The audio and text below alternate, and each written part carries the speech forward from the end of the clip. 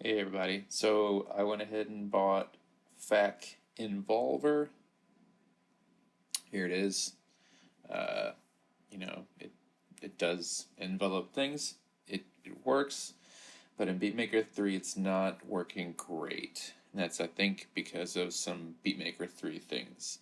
First of all, you can learn these MIDI CCs to focus actions, and then you can map them to macros and whatever, and then you can record those macros. So I went ahead and did that. Just have a kick up there. I was having it drive macro 1 and recorded the automation. So macro 1 was set to gain here. It works. You can see it's not perfect, but it's whatever. Even if it recorded the automation like that, that's not terrible. But there's some weirdness with how BeatMaker 3's macros work, which is probably fine if you have mellow macro movement, but something that's sharp, there's an issue. All right, let's go ahead and I'm going to record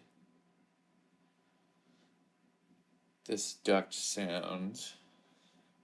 First, I'm going to show you that I'm running this with latency of 1024 samples.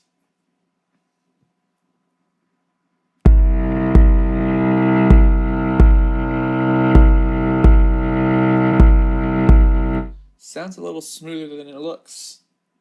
Well, maybe you think it does. I thought it did. And if you thought that, you'd be correct. So let's go ahead and record that as we're hearing it.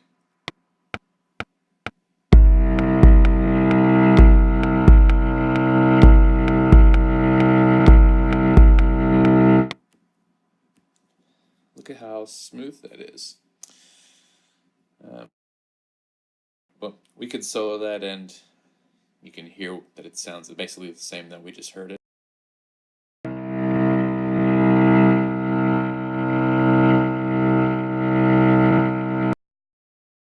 Anyway, it's smooth. Let's mute that track.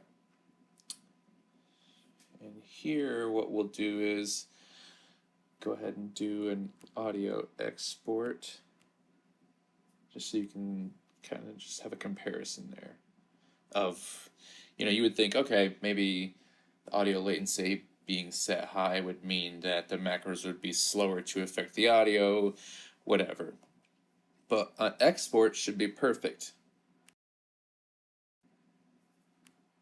Okay, let's see here. This is the latest export. So I'm going to go ahead and drag it there. Now, it looks very similarly smooth. So the next test is to change our latency to something like 64. We're going to mute both these tracks and listen to this again with 64 samples latency.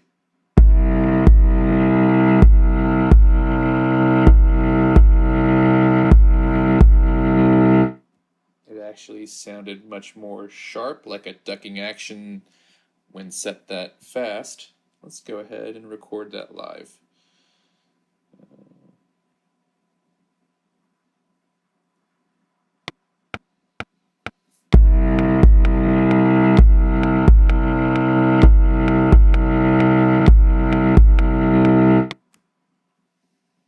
Nice. All right, now we have our samples set at 64. This is what we want the output to be when we export. So let's export with 64 samples and see if it makes a difference.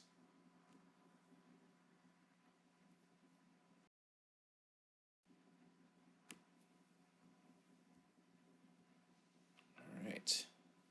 So here it is. Smooth. So your macro exporting isn't going to have a perfect representation of your recorded performance or automation. And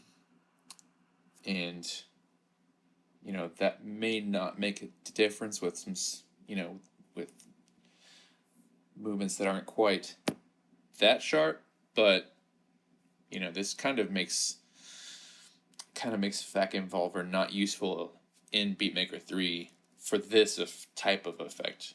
So anyway, just something to look out for. And this also is a concern for fast movement of macros with exported, audio. That I think anyway.